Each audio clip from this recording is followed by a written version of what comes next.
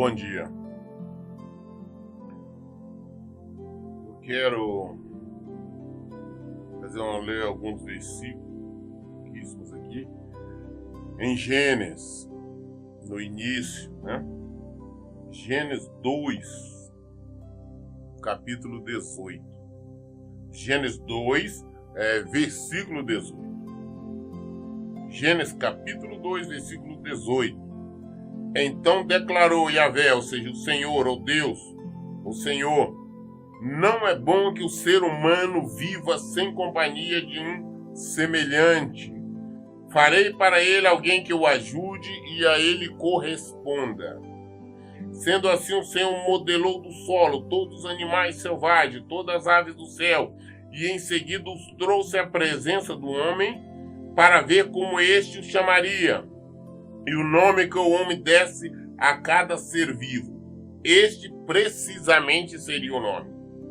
E deste modo o homem nomeou a todos os animais, os rebanhos domésticos, as aves do céu e todas as feras. Entretanto, não se encontrou para o próprio ser humano alguém que com ele cooperasse e a ele correspondesse intimamente. Então Yahvé, Deus, fez Adão cair em profundo sono, e enquanto este dormia, retirou-lhe parte de um dos lados do corpo e uma costela, e fechou o lugar com carne. Com a costela que havia tirado do homem, o Senhor Deus modelou uma mulher e o conduziu até ele. Então exclamou Adão: esta sim é osso dos meus ossos, é carne da minha carne.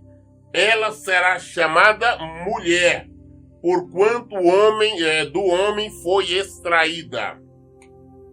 Por este motivo é que o homem deixa a guarda do seu pai e a sua mãe para unir-se à sua mulher, e eles tornam-se uma só carne. O homem e a mulher viviam nus e não se envergonhavam. Eu li Gênesis 2, versículo 18 ao 25. Eu estou lendo uma Bíblia que, ao meu entender, e também da maioria, é uma tradução mais completa, que mais se aproxima. É uma Bíblia King James atualizada. Não estou fazendo propaganda de Bíblia, só estou dizendo sobre esta que nós estamos lendo. É a King James atualizada.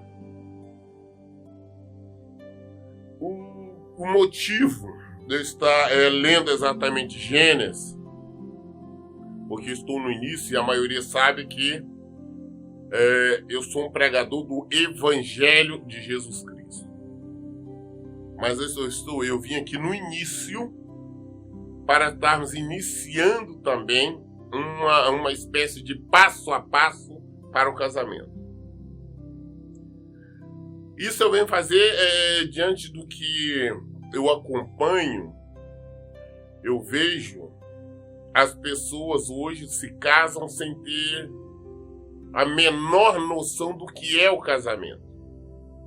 As pessoas estão indo em um cartório diante de um pastor, de um padre, dizendo sim, quando na verdade não sabem o porquê estão dizendo sim, para que este sim, e o que realmente significa. Eles afirmam que até que a morte os separa, que é na dor, mas realmente não sabem, simplesmente acham que é um simples ritual. Eles não têm consciência do compromisso que está sendo feito. Por tal motivo, vários casamentos são desfeitos, as pessoas vivem a turbulência, porque existe muita crendice sobre casamento. E nós procuramos aqui, agora, de acordo com a palavra de Deus, trazer esclarecimentos. É este o motivo. Então eu quero iniciar falando, até mesmo antes do namoro, para que nós conseguimos adentrar, depois entrar no casamento e falar sobre as responsabilidades. Muito bem. Nós vimos aqui, no início, a formação do homem, quando Deus tinha formado já o mundo. Então ele tinha formado já o homem, tinha formado Adão, mas ainda não existia nenhum animal.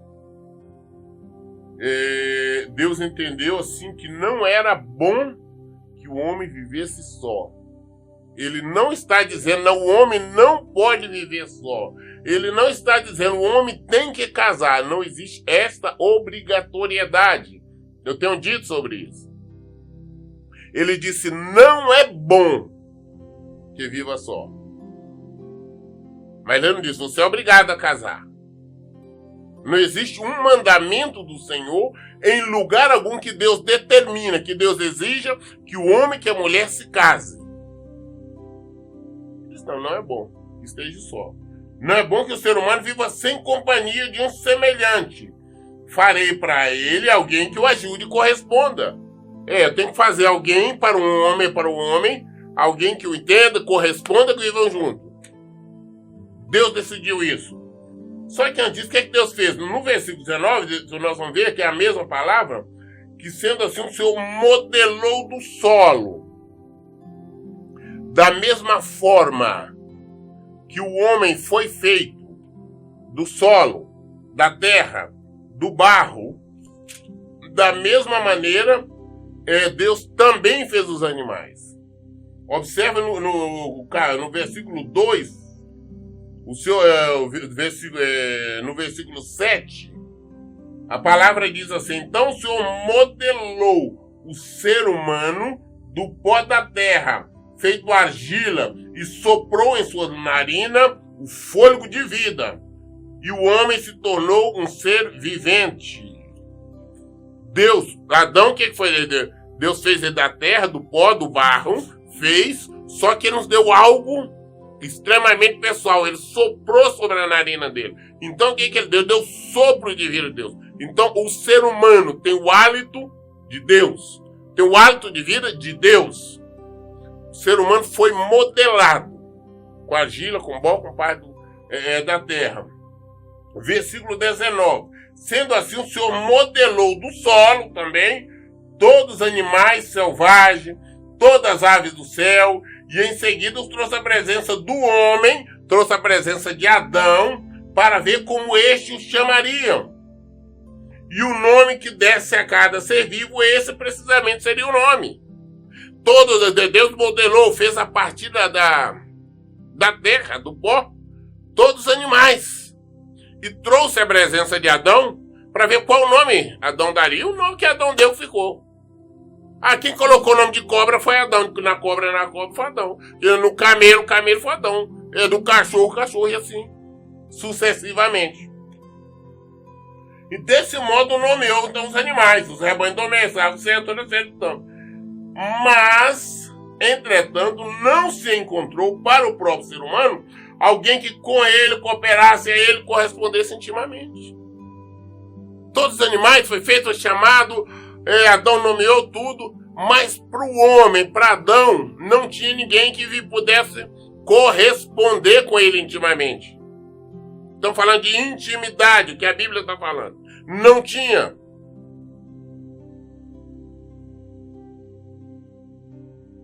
Não tinha uma pessoa para com ele cooperar. Deus não pensou em nenhuma hipótese em fazer um outro ser igual a Adão. Deus não fez um segundo homem para conviver com Adão. Ele foi fazer, nós vamos ver então que ele fez o quê? Uma mulher. E vamos observar também que esta mulher, Deus tirou da própria carne. Deus poderia também ter tirado da terra, do barro, como ele fez com Adão, como ele fez com os animais. Poderia também ter sido feito com a mulher. Mas não foi assim. Ele fez o homem dormir, fez Adão dormir, e tirou então da costela dele, tirou a carne, como a Bíblia fala. Então Deus fez Adão cair em profundo sono, enquanto este dormia, retirou-lhe parte de um dos lados do corpo, retirou-lhe, abriu ali a parte aqui do nosso corpo e ali tirou uma costela. Basta nós examinar, todos nós sentimos falta de uma costela que está preenchida com carne. Isso é fato. Analisa o homem e a mulher, vamos ver essa diferença. Muito bem. E fechou o lugar com carne. Com a costela que ele havia tirado do homem, o Senhor Deus modelou também uma mulher e conduziu a ele. Deus não tirou parte da orelha, ou da cabeça, ou dos pés, ou da perna, ou da coxa, não. Tirou da costela ao lado. Não tirou da barriga, tirou da costela ao lado. Deus acabou de fazer o quê? De criar a adjuntura. Deus acabou de criar alguém para andar ao lado. Não é na frente, nem atrás, ao lado. Ao lado. Essa função, porque foi exatamente na costela. Aí tirou. Ele não tirou nem foi nem para baixo nem para cima, na costela. E trouxe ao homem. Deus trouxe, então criou e trouxe. Olha bem o que Adão fala. Então exclamou Adão: esta sim é osso dos meus ossos. É osso dos meus ossos. Foi tirado da costela. Essa é minha. É osso dos meus ossos. É carne da minha carne. Foi tirada da minha carne. Ela será chamada mulher. Ele nominou tudo. Adão nominou todos, agora ele nominou também a mulher por ordem de Deus. É mulher. Porquanto do homem foi extraída. Ela é mulher. Porque do homem foi extraída.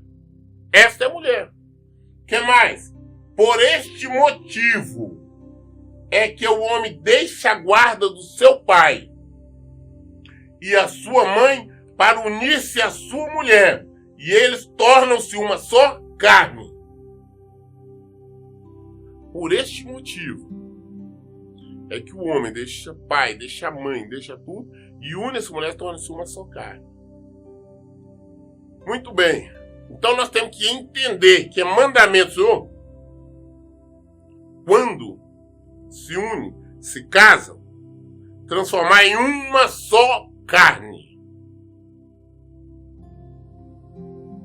Quando eu me caso, eu assumo a outra parte da minha costela. Eu assumo a minha carne. Isso ninguém pode desfazer mais. Por este motivo é que o homem deixa a guarda de seu pai e sua mãe para unir-se a sua mulher e eles tornaram uma só carne. Por que eu estou falando isso? Porque muitas pessoas hoje em dia não têm este conhecimento. Nos templos hoje, esta preparação para o casamento é uma preparação que não preparam nada. Os jovens estão casando, entram em namoro sem saber realmente as consequências. O que nós temos que aprender, em primeiro lugar, é que o casamento é a união plena de dois seres que a partir dali é indivisível, independente da situação. Também entender que não existe ninguém predestinado para viver com o outro. Ah, não, em algum lugar tenho a minha parte, a minha metade. Na sua metade pode estar em qualquer lugar, então o seu não importa. Deus não escolhe homem para mulher. Deus não escolhe mulher para homem. Deus não é casamenteiro. É isso que nós temos que entender. Nós é que escolhemos. Ah, eu estou orando para Deus me mostrar quem é o meu marido, que vai ser o pai dos meus filhos, vai ser a mãe dos meus filhos e minha esposa. Não, isso é oração tola. Deus não vai te mostrar porque não existe ninguém para te mostrar. Deus não tem ninguém preparado, separado para ser sua esposa ou ser o seu marido. Isto não existe. Existem crendices, mentiras. Vão para a verdade, vão para a realidade. O que acontece, como eu já tenho dito? Nós conhecemos a outra parte. Eu conheço uma garota, eu achei bonita, interessante, eu amei. primeiro momento houve aquela paixão, ou então aconteceu com ela da mesma maneira. Eu sendo uma pessoa inteligente, eu sendo uma pessoa cristã, eu vou analisá-la à luz do Evangelho, vou analisar o comportamento dela à luz da palavra de Deus, eu vou analisar o comportamento dos seus familiares à luz da Bíblia. Você fala, não, mas eu caso com a mulher, não é com os pais, com os irmãos, com nada, não é com...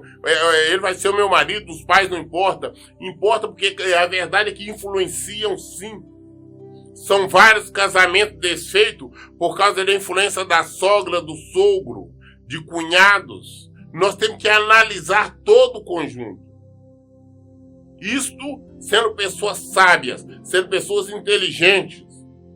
Primeiro, nós temos que também entender que não podemos entrar em julgo desigual. Nós temos que procurarmos alguém que pratique com a mesma fé que nós.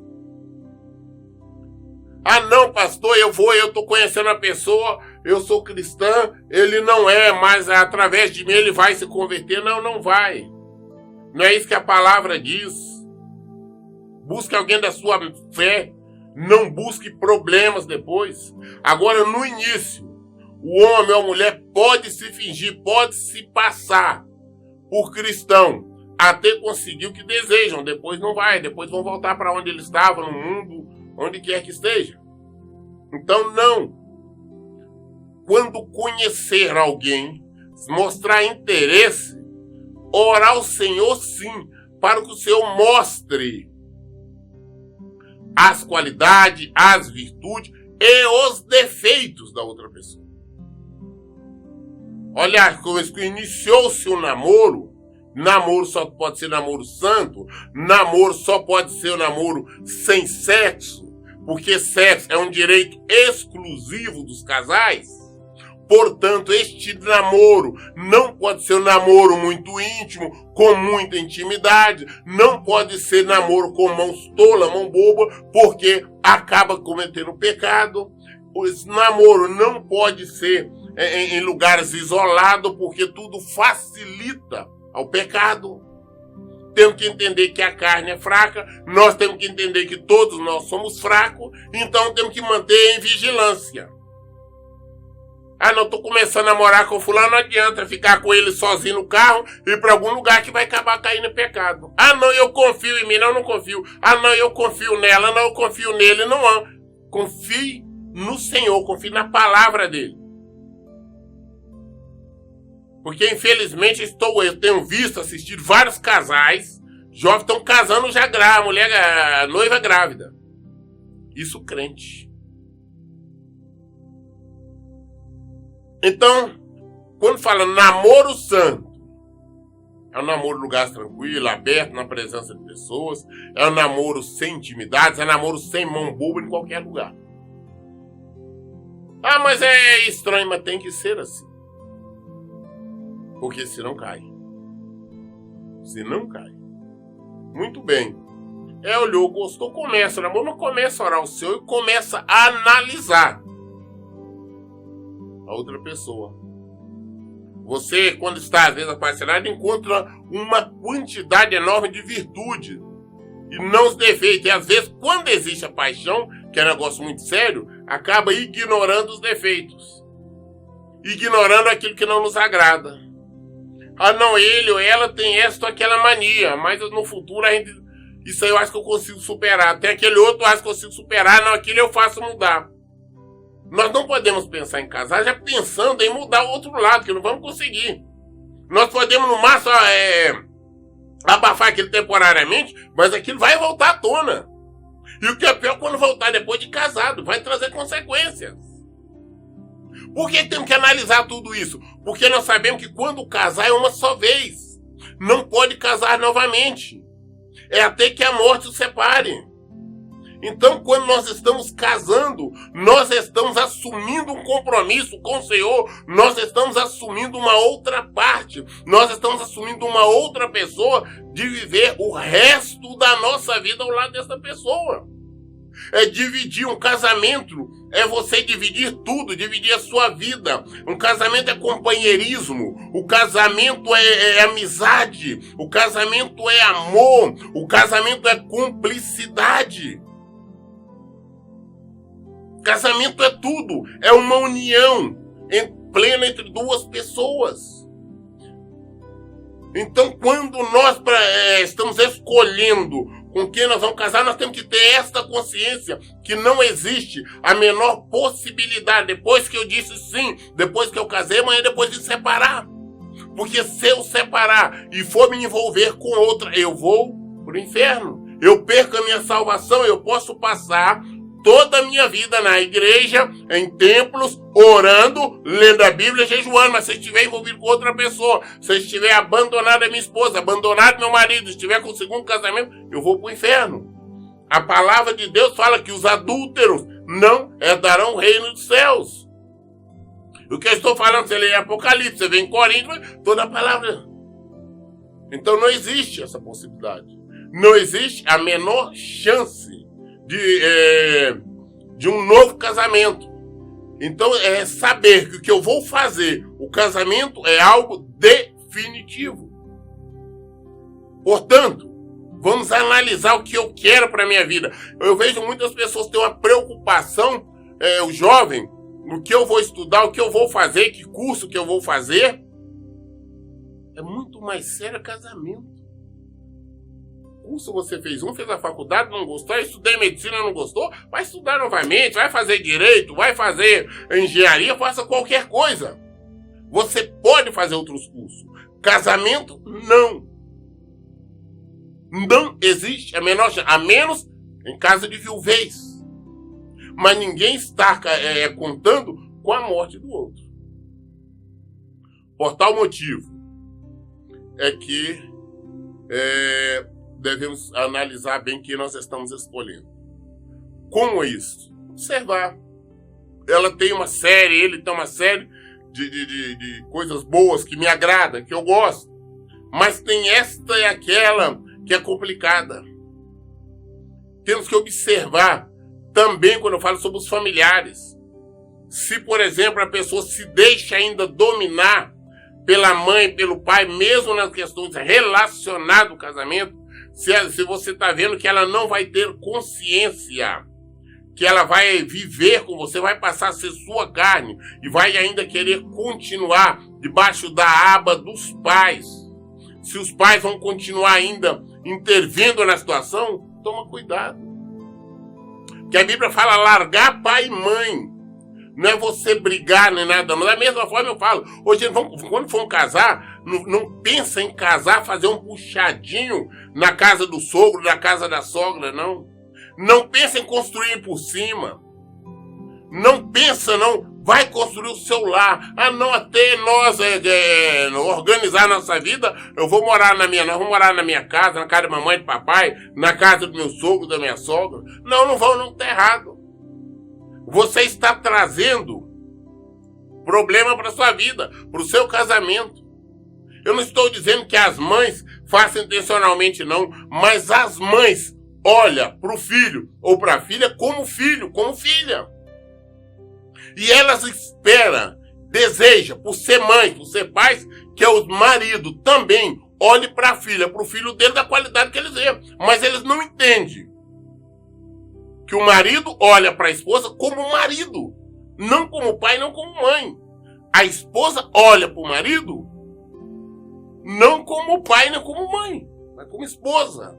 O tratamento são diferentes. Os pais, principalmente as mães, às vezes não aceitam. Tem mães que são meio possessivas com os filhos. Querem dominar. Então tudo isso tem que ser analisado. Antes de chegar ao altar, antes de chegar ao cartório, antes de dizer sim. Porque quando nós não observamos isso, sofremos consequências.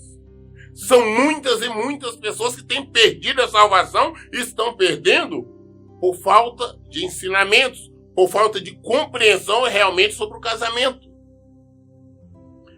Vamos observar primeiro quem é a pessoa, o porquê, o que é que me atrai, o que ela faz que eu gosto, o que eu não gosto, o que ela faz que eu não aceito, que eu não concordo, que eu não permito. Será que o que ela faz hoje é tolerável?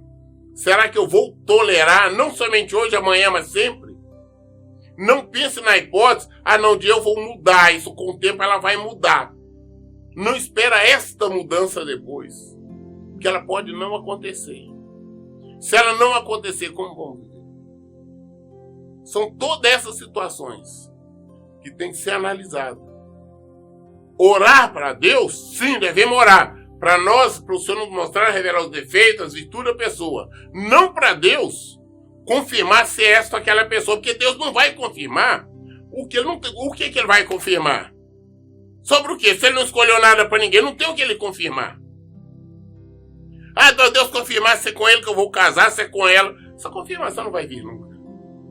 Porque não existe o que se confirmar. Ora, namorando, observando, entendendo, conhecendo.